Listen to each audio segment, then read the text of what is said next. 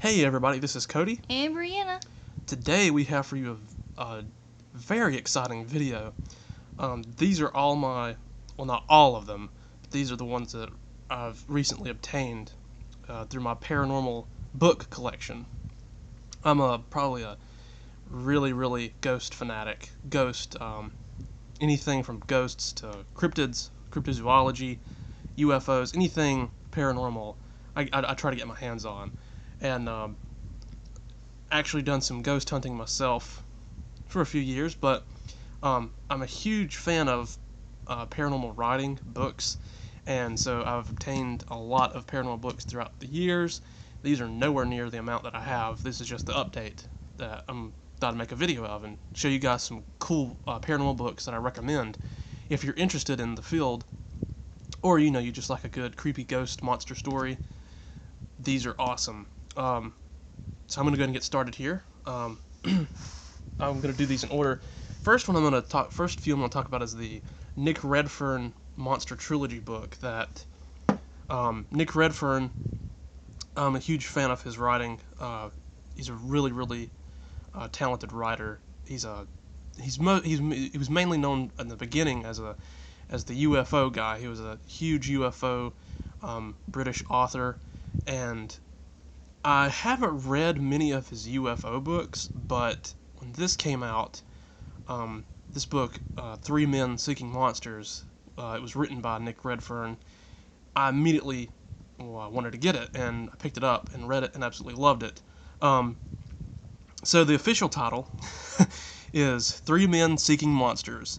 6 weeks in pursuit of werewolves, lake monsters, giant cats, ghostly devil dogs, and ape men. The book is about Nick Redfern, who joins a famous British cryptozoologist, who is actually on the cover as well. They're all three, and their friend Richmond, who is here as well. And the cryptozoologist, his name is John Downes, and it's a really great book. It shows the three of them. They get into a caravan, and they go throughout England, Which, and if eventually you don't know, real quick, caravan's kind of like an RV. it's the British way of saying RV. Yeah, Just and want to throw it in there. yeah, and so they go around England, and in one part they go to Scotland and Loch Ness in search of the Loch Ness monster. This book, from beginning to end, is absolutely wonderful. I give it a 10 out of 10. I loved it. I'll show you the spine here. Very nice, very nice book. And that is a picture of Nick Redfern himself. Very awesome paranormal investigator and writer.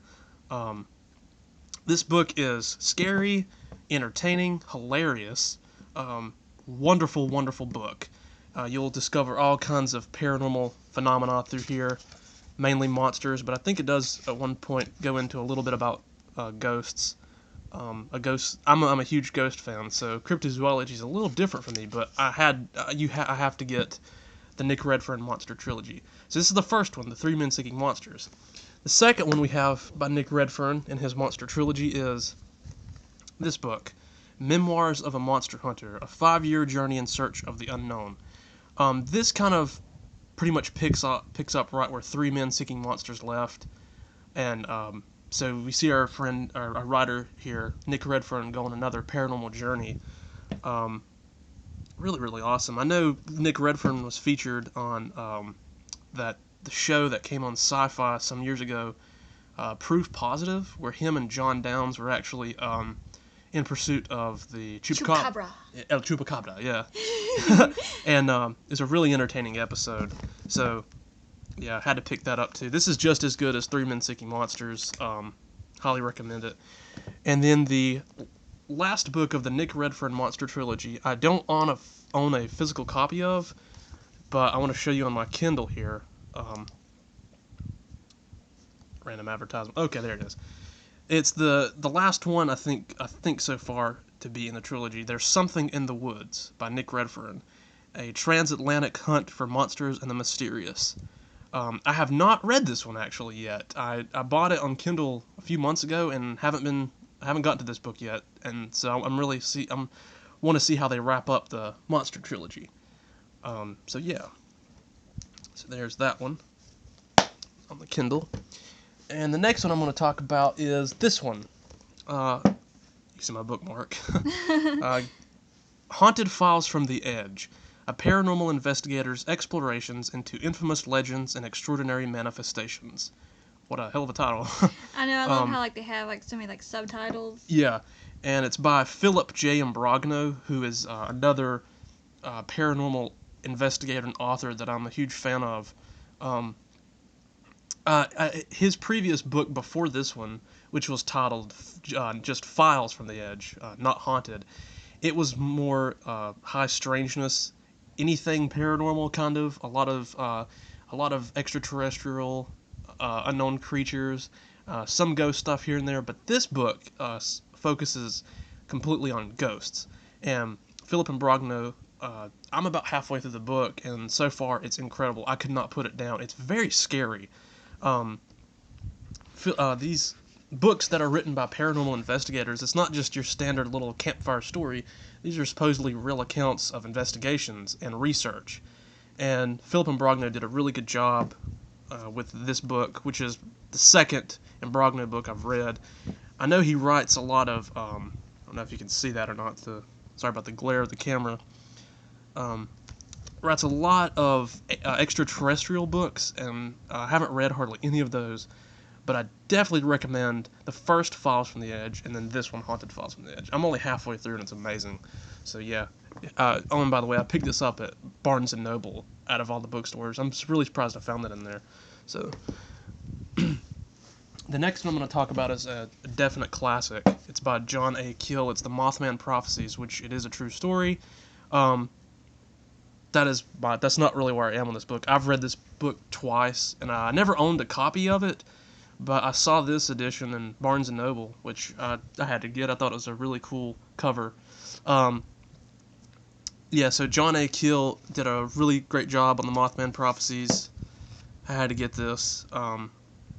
It's the real account of the Mothman sightings, which were in West Virginia in 1966, and the mysterious collapse of that bridge that many people, that when it collapsed before, they had seen Mothman on the bridge.